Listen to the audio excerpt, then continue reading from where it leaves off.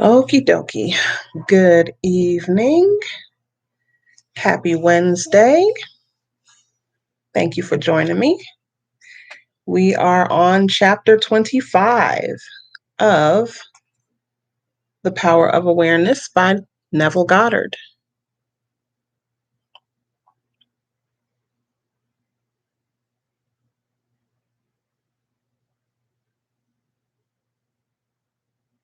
Okay. And this chapter is entitled Faith. Excuse me. Rearranging some stuff here. Okay, entitled Faith. And he begins by quoting Hebrews chapter 11, verse 1, which says, "A miracle is the name given by those who have no faith to the works of faith. Faith is the substance of things hoped for, the evidence of things not seen." All right. The very reason for the law of assumption is contained in this quotation. If there were not a deep-seated awareness that which you hope for had substance and was possible of attainment, it would be impossible to assume the consciousness of being or having it. Okay? It would be impossible to assume the consciousness of being or having it. It is the fact that creation is finished and everything exists that stirs you to hope, and hope, in turn, implies expectation. And without expectation of success, it would be impossible to use consciously the law of assumption.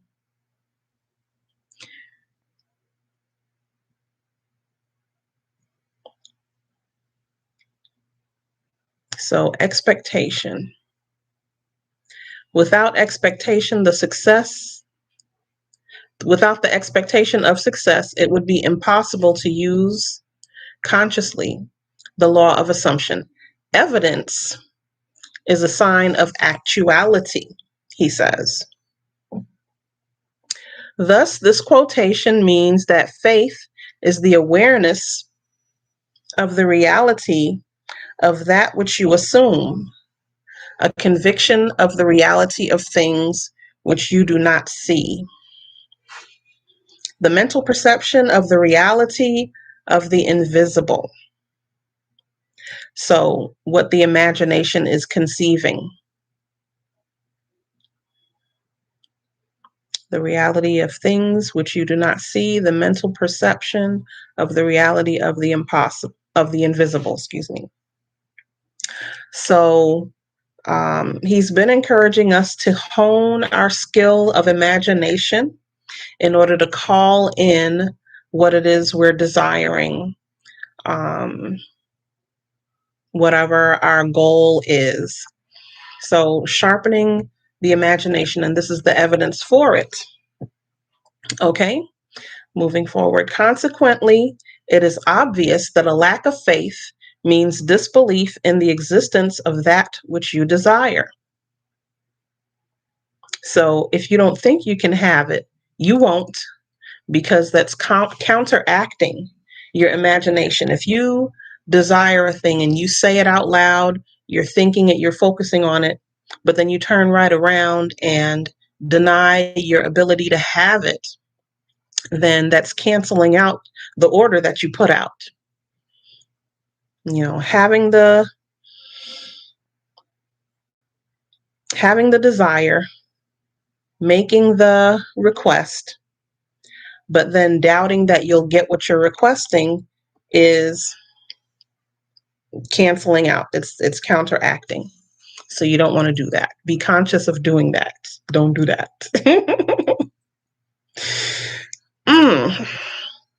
Okay.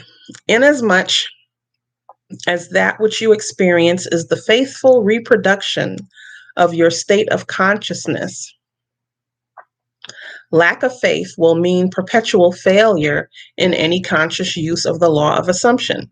Just said that. In all the ages of history, faith has played a major role. It permeates all the great religions of the world. It is woven all through mythology, and yet today it is almost universally misunderstood.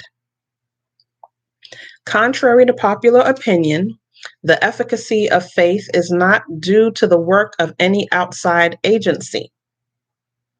It is from first to last an activity of your own consciousness. So faith exists completely within your consciousness. You either have it or you don't. You either believe in the thing that has occurred to you, or you do not. Okay? The Bible is full of many statements about faith, of the true meaning of which few are aware. Here are some typical examples. Hebrews chapter 4, verse 2, "Unto us was the gospel preached, as well as unto them. But the word preached did not profit them, not being mixed with faith in them that heard it." So, because the gospel was preached to them, but they didn't have faith in it, it did not benefit them. That puts me in mind of something that a speaker, Hamza Yusuf, said in one of his talks. He said that for those who believe in a thing, they will find evidence to support that belief. And for those who don't believe in a thing, they will also find evidence to support that belief. Okay? So choose what you want. Once you have a clear head on how it works, don't fiddle fartle around. You're wasting your time. Okay? We were put here by the Most High to have this experience and to pull from the ether as much of what occurs to us as we can. We practice the art of manifestation using the different aspects that we've been talking about from chapter to chapter. And we're designing our life step by step. Everything that we have right now is what we perceived previously, and it came into fruition. So if you're not pleased with something that you have, it's time to rewrite that chapter of the book and call in something else. Clear the space. Because part of showing faith, thank you, Spiritual Sag, part of showing faith is clearing the way, making room for what it is you want, to make room for what you're calling in. Have complete faith that it's going to happen. That's like wanting the love of your life, but you keep hanging around with this person that's a placeholder. You got to move the placeholder out of the way. Okay? Let me keep going. In this quotation, the us and them make clear that all of us hear the gospel. Gospel means good news. Very obviously, good news for you would be that you had attained your desire. This is always being preached to you by your infinite self. Let me read that again. Gospel means good news.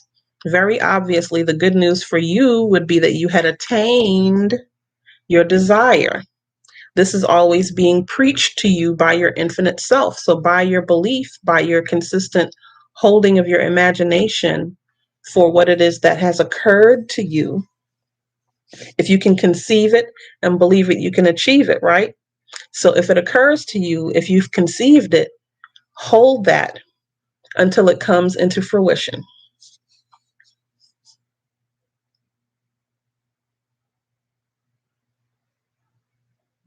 To hear that which you desire does exist, and you need only to accept it in consciousness, is good news.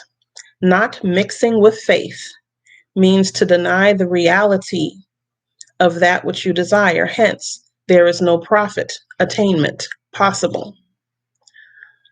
From Matthew 17, verse 17, "O faithless and perverse generation, how long shall I be with you?" Matthew 17. Okay. faithless and perverse generation, how long shall I be with you? So it's like you're wasting your time and mine if you're not going to have the faith to accept the message that I give you. How long shall I be with you? If I understand the context correctly. The meaning of faithless has been made clear. Perverse means turned the wrong way. In other words, the consciousness of not being what you want to be. To be faithless, that is, to disbelieve in the reality of that which you assume, is to be perverse. So don't be turned in the wrong direction. Face what it is you want. Keep your focus pinpointed. Okay? How long shall I be with you means that the fulfillment of your desire is predicated upon your change to the right state of consciousness. So, gotta get it together. It is just as though that which you desire is telling you that it will not be yours until you turn from being faithless and perverse to righteousness.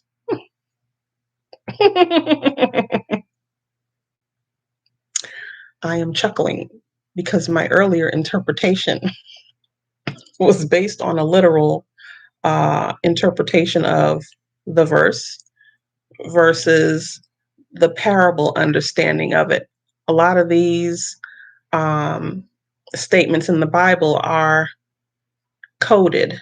You know, it's passed from mouth to ear, and there's lessons involved to keep people with to give people the proper understanding of what each thing means. But that has been skewed with the writing of everything down, the canonization of certain understandings. We miss a lot of what's there today. I refer you to the Metaphysical Bible Dictionary. Thank you, Pastor Michael, for introducing me to the information. All righty, keep going. So it is just as though that which you desire is telling you that it will not be yours until you turn from being faithless and perverse to righteousness. As already stated, righteousness is the consciousness of already being what you want to be. By faith, he forsook Egypt. Oh, this is from Hebrews 11, verse 27. By faith, he forsook Egypt, not fearing the wrath of the king, for he endured as seeing him who is invisible.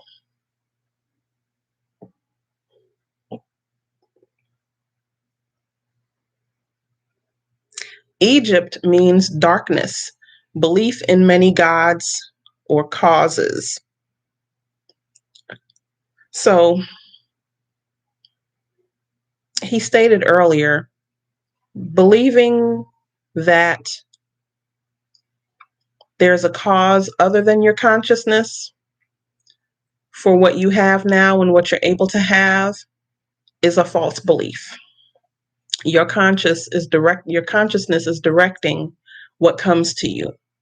So believing that the power of bringing it forward is in the hands of something other than you and the Most High, you're holding a false belief. Okay, let's keep reading. The king symbolizes the power of outside conditions or circumstances. Here we go with these symbolisms. Boy, synchronicity is a wonderful thing. I'm enjoying my studies, and thank you for being on this ride with me. All right, so the king symbolizes the power of outside conditions or circumstances. He is your concept of yourself. He is your concept of yourself as already being what you want to be, enduring as seeing him who is invisible means persisting in the assumption that your desire is already fulfilled. Okay. Enduring as seeing him who is invisible.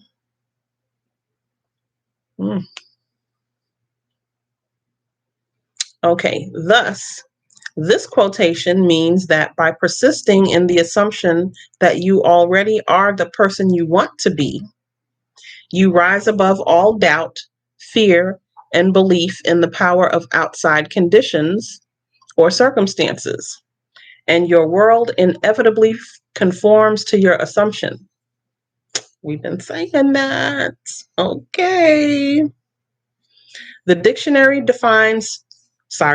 dictionary definitions of faith: the assent the assent of the mind or understanding to the truth, unwavering adherence to principle, are so pertinent that they might well have been written with the law of assumption in mind. Faith does not question, faith knows. And that is the end of chapter 25. If you're on Instagram, I misnumbered the last video, so I'll try to go back and fix that. This is chapter 25. And with that, I'm going to end this video and get ready for the next one. Get your second dose in for the day. Thank you for joining me. Please follow, subscribe, like, share, and return on Wednesday, 7:30-ish to this channel. You can also visit me Mondays and Thursdays on Pull Your Power Back, both on YouTube and Instagram. That is where initially I was doing and still am doing coaching, mentorship for people pleasers. Any information that I come across that I feel is beneficial, we'll talk about it. If there's anything that you want to suggest here as well that I go over, please email it to me at pullyourpowerback@gmail.com. But I've also recently branched into more light giver, balance bringer type information because of our ongoing circumstances. The new normal is the current normal. And so I'm here to help with living in it, adjusting to it, getting your mind wrapped around the proper concepts that are going to help us move forward as awoken folks, light bringers, star seeds, blue children, that type of thing. The people who are here to balance out the negative aspects that we're living through right now. Okay. I believe that's part of my job, being here to help with that, maintaining the proper energy. Okay.